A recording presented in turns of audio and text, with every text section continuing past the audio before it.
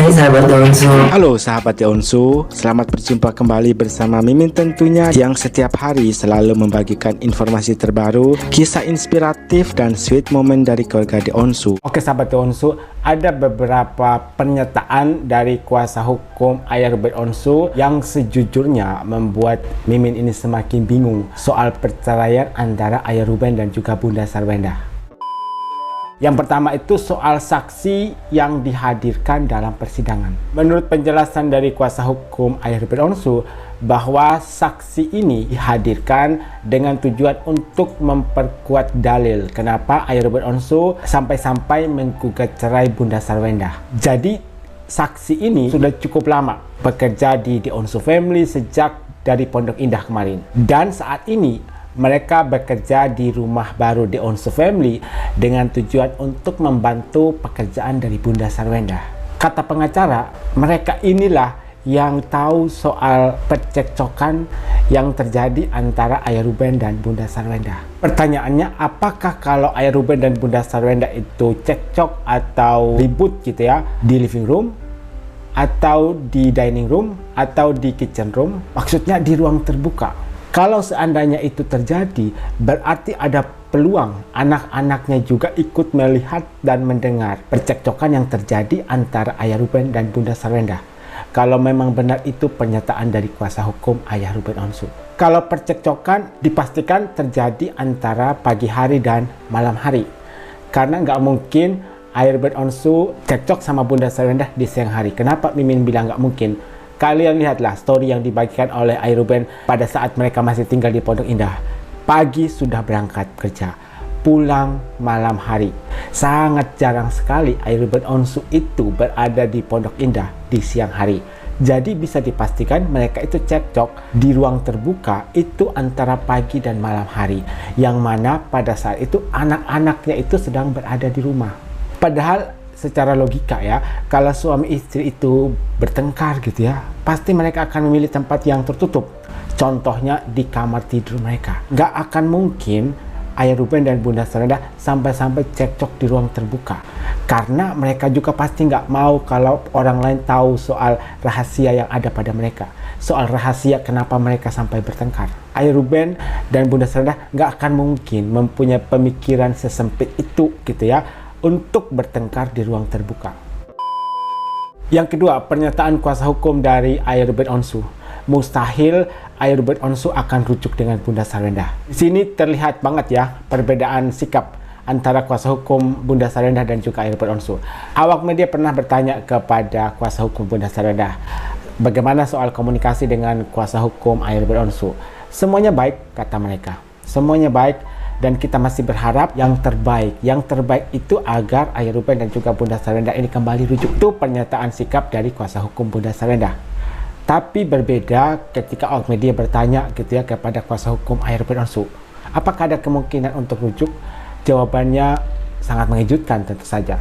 Mustahil katanya ayah Ruben Onsu akan rujuk dengan Bunda Sarwenda. Kecuali nanti kalau mereka sudah cerai, kemudian mengikat janji pernikahan lagi, itu mungkin bisa. Kalaupun itu terjadi, seolah-olah pernikahan ini dijadikan mainan gitu ya. Justru pernyataan dari beliau ini membuat runyam keadaan, membuat keadaan semakin tegang. Yang tadi ada usaha gitu ya dari kuasa hukum Bunda Sarwenda untuk membuat Bunda Sarwenda dan ayah Ruben ini rujuk. Bisa-bisa mereka untuk kemungkinan juga untuk melakukan hal itu karena pernyataan dari kuasa hukum ayah Ruben Onsu. Walaupun itu pernyataan langsung dari ayah Ruben Onsu ya, yang kemudian diteruskan oleh kuasa hukumnya, tidak pantas menurut Mimin untuk disampaikan kepada publik. Kalau dia mengetahui, cukup disimpan rapat-rapat saja. Mungkin ketika awak media bertanya, apakah ada kemungkinan untuk rujuk? Mungkin dia bisa menjawab, kita berdoa saja gitu ya. Semoga keputusan yang terbaik. Sama seperti pernyataan yang dikeluarkan oleh kuasa hukum Bunda Sarwenda. Saksi-saksi yang dihadirkan Ruben aneh. Kenapa ART dan security? Ya nggak mungkin lah Ruben dan Sarwenda bertengkar di depan mereka. Nggak masuk akal. Pasti mereka di kamar pribadi. Janggal sekali saksi dari Ruben. Di depan anak-anak aja mereka nggak mau ribut. Apalagi di depan ART dan security. Kesalahan apa yang Sarwenda lakukan sehingga tidak dimaafkan oleh air beronsu sampai anak-anak dikorbankan. Hantu apa yang mengganggu si Ruben ini yang katanya sangat mencintai keluarga dan anak-anaknya? Kasihan sekali anak-anaknya Ruben Onsu dan Sarwenda. Mereka masih kecil, butuh kasih sayang orang tua yang utuh. Anak-anak terpaksa menyaksikan orang tua bercerai. Onyo, Thalia, Tania selalu doa yang terbaik untuk ayah bunda. Yang pasti baik Onyo, Thalia maupun Tania, khususnya Onyo dan Thalia ya, yang sudah mengetahui soal perceraian dari ayah Ruben dan bunda Sarwenda, pasti setiap hari mereka itu mendoakan agar orang tua mereka kembali rujuk. Satu kata, kasihan Thalia, Tania dan Onyo. Khususnya untuk Onyo, sudah senang mendapatkan keluarga yang utuh dan saling menyayangi. Tapi ternyata mereka juga cerai. Dunia memang nggak bisa dipercaya. Hanya Tuhan yang setia selalu. Hebat ya Inara bisa membawa pengaruh kepada Ruben yang tadinya begitu bela sama keluarganya, menyayangi istri dan ketiga anak-anaknya. Jadi ada komentar dari Tatik Sukarti yang mengkaitkan perpisahan ayah Ruben dan bunda Sarwenda dengan Inara. Ini hoax ya. Berita ini tidak benar. Ayah Ruben tidak pernah mengeluarkan pernyataan seperti itu ya. Ini hanya gosip yang kemudian diteruskan oleh salah satu penggemar Deonsu ini ya, yang seolah-olah menyalahkan Inara, padahal itu tidak ada hubungannya sama sekali. Serius, aku cuma mau lihat Onyo mantap kak. Mantap. Check out kak. Apalagi kalau kamu check out kak, ya Onyo bakalan fall in love with you kalau you check out payment. Oh, semakin banyak yang sayang dan juga perhatian kepada Onyo. Udah check out Yorinya. Pindah nih salah satunya nih, pindah. Itu ada yang check out. Manyun. Gitu. Ya sok ganteng kak. Ini gua nih.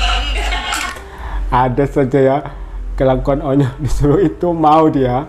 Enggak guys, ini kita nggak mepet, lihat deh, ini ketutupan sabun tuh. Kenapa? Itu tuh jaraknya jauh. Ya, ayo sayangku ya. Bentar Onyo lagi dipanggil Bepi sopirnya. Langsung check out payment guys. Ya, tinggal di berapa detik lagi yo? Tinggal di harganya 90. Kok mahal banget? Nih, jangan mahal-mahal pak. Pak yang ada di kecap mau pak. Jangan mahal-mahal lah. Nih, bapak ini maksudnya. Cuma kasih senyuman yang indah, tapi nggak bisa kasih harga yang murah kan? Kalian bisa bayangkan tiba-tiba bapak yang ada di foto itu nyahut gitu ya. Apa yang terjadi? Langsung kamu check up payment sekarang juga, jangan tunggu-tunggu yang namanya nanti. Nanti itu jangan. Kata-kata nanti itu udah aku trauma kebanyakan nanti. Iya, jangan kebanyakan nanti. Onyo itu trauma gitu ya dengan kata nanti. Kata ini bisa mempengaruhi penonton untuk membeli. Kalau misalkan dapat di bawah harga Rp50.000 langsung check up payment. Iya, ada yang sibuk lagi main handphone. Iya kak, biasa kayak gitu kak. Dia cuma nemenin di samping doang kak, nggak aktif kak. Iya siap. Sembarangan lo ya. Menegur tanpa menyinggung perasaan hostnya. Bijak sekali Onyo. Biasanya suka dorong aku lebih jauh. Tuh kan Onyo jangan kayak gitu dong Nyo. Ini tuh, ya ampun guys, maaf ya guys. Ya jangan kayak gitu, sebenernya. Emang dia kayak gitu guys. Dia kalau jam 8 ke atas emang mulai tantrum. Sama siapa saja terlihat banget ya Onyo itu cepat sekali akrabnya. Yang pertama, bijak sekali anak bujang, menegur tanpa menyakiti perasaan orang lain. Seperti kita ketahui bersama bahwa si anak bujang kalau lagi live jualan ini selalu fokus. Terkadang dia pegang handphone karena ada keperluan yang sangat mendesak. Yang pertama, biasanya dia komunikasi sama ayah bunda atau para staff untuk suatu keperluan atau pada saat mau nyanyi. Jadi dia membutuhkan sound dari handphone, yaitu dari YouTube. Dan setelah keperluan itu selesai, pasti handphonenya itu akan ditaruh lagi di meja. Kemudian fokus untuk jualan. Tapi berbeda dengan para host ngikutin live mereka, pasti sering gitu ya melihat terkadang mereka sambil nunduk dan pegang handphone. Mungkin ada keperluan di luar jam kerja mereka, tapi mereka terpaksa lakukan karena itu sangat urgent. Nah, di momen ini saat Onyo lagi sibuk untuk ngasih penjelasan, host yang di sampingnya itu sambil mainan handphone dan Onyo melihat hal itu. Kemudian Onyo berpura-pura gitu ya membaca komentar, padahal komentarnya itu nggak ada. Jadi kata Onyo, iya guys, hostnya ini lagi sibuk main handphone. Dia sekadar ada di situ hanya untuk nemenin tapi nggak aktif jualan. Seolah-olah ada komentar di situ padahal nggak.